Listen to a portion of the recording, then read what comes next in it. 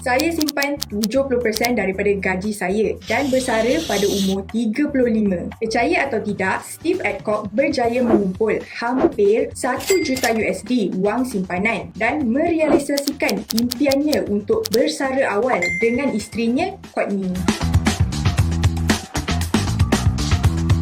Hebat kan? Apa je rahsia Steve ni? Okey, Steve berhenti kerjanya di software development pada tahun 2016.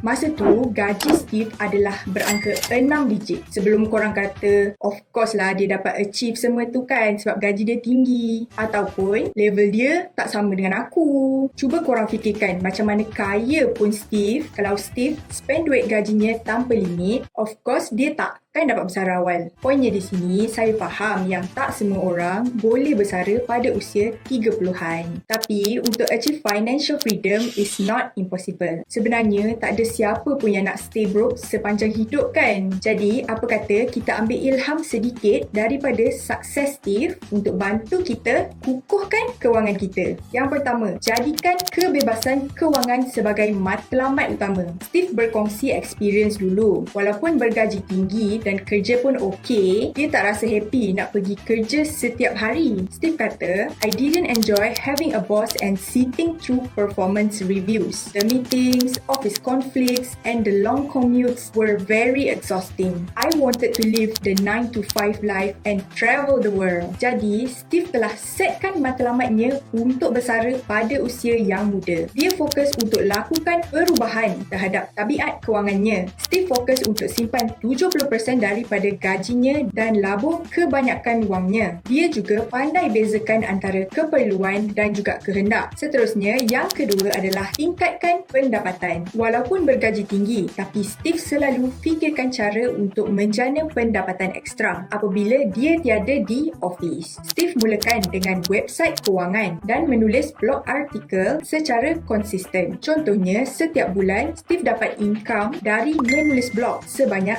1,000 USD bersamaan RM4,300 Malaysia. YouTube channel travel 400 hingga 500 USD bersamaan RM1,700 Malaysia sehingga RM2,150 Malaysia. Dan juga freelance writing. Steve juga fokus pada kerja tetapnya supaya dapat kenaikan gaji antara 10% sehingga 15% dan dia berjaya dapatkan sebanyak 2 kali. Plus, Steve dan Courtney simpan 70% daripada gaji mereka. Steve dan Courtney berjaya kumpul $200,000 USD sehingga $230,000 bersamaan $858,600 Malaysia sehingga $987,000 Malaysia. Yang ketiga adalah labur dalam aset. Jika korang hanya simpan wang, dapat kenaikan gaji dan jana pendapatan sampingan, memanglah tak akan cukup untuk bersara awal. Steve dan Courtney labur dalam stok, hartanah, perniagaan dan lain-lain. Contohnya, kita melabur 1,000 dan ia meningkat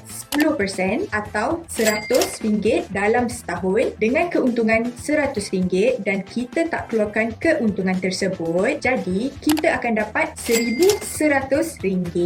Itu yang Steve lakukan. Keuntungan yang dia dapat, Steve laburkan. Dengan pelaburan aset saja, Courtney dan Steve berjaya meningkatkan simpanan mereka hingga cecah lebih dari 1 juta USD bersamaan 4.293 juta ringgit Malaysia. Strategi Steve yang keempat adalah auto deduction. Kebanyakan majikan menawarkan plan persaraan di mana korang boleh buat auto deduction daripada gaji. Contohnya di Malaysia adalah PPA Malaysia. Untuk Steve dan Courtney, mereka buat caruman 401k dan akaun IRA sama dengan EPF kita. Buat auto deduction dari gaji ke akaun simpanan. Buat pembayaran kad kredit secara automatik. Cara auto deduction ni dapat bantu bayar bil on time. Jadi skor kredit pun kekal cantik. Yelah, sebab tak ada pembayaran lewat. So tak adalah dikenakan penalti ataupun kadar faedah yang tinggi. Next, yang kelima adalah ketahui aliran wang wang. Ini adalah salah satu step yang penting untuk bantu korang hapuskan hutang. Kena tahu setiap keluar masuk duit, setiap sen sangatlah penting. Korang boleh cuba beberapa cara ni untuk mantapkan lagi plan kewangan korang. Pertama, lihatlah semua bil dan cuba fahamkan semua item dalam bil. Utamakan pembayaran hutang dan dana persaraan dulu. Kalau ada duit ekstra, barulah reward diri. Jangan pandang rendah pada pembelanjaan kecil. Contohnya, breakfast, lunch dekat kafe, semuanya adalah kos. Cek jika masih menggunakan langganan bulanan seperti Netflix, gym membership dan lain-lain. Pastikan korang sedar berapa kosnya dan masih menggunakannya atau tidak. Yang terakhir, faham keperluan dan kehendak. Okey, Steve dulu seorang yang super spender. Dia ada sebuah supercharged Corvette convertible dan Cadillac CTS. Steve juga menunggang motor Yamaha R1. Insurans pun dah $150 bersamaan dengan RM640 setiap bulan. Sebab matlamat Steve adalah untuk bersara awal, dia telah menjual semua kenderaan kesayangannya. Sekarang, Steve dan Courtney fokus perbelanjaan mereka kepada keperluan sahaja seperti barangan dapur, insurans, loan rumah dan lain-lain. Kemahuan seperti langganan TV bulanan, mereka pilih option yang lebih murah. Keluar makan hanya $50 bersamaan dengan RM215 Malaysia sebulan. Beli baju baru pun kurang dari 2 kali sebulan dan hanya tukar handphone bila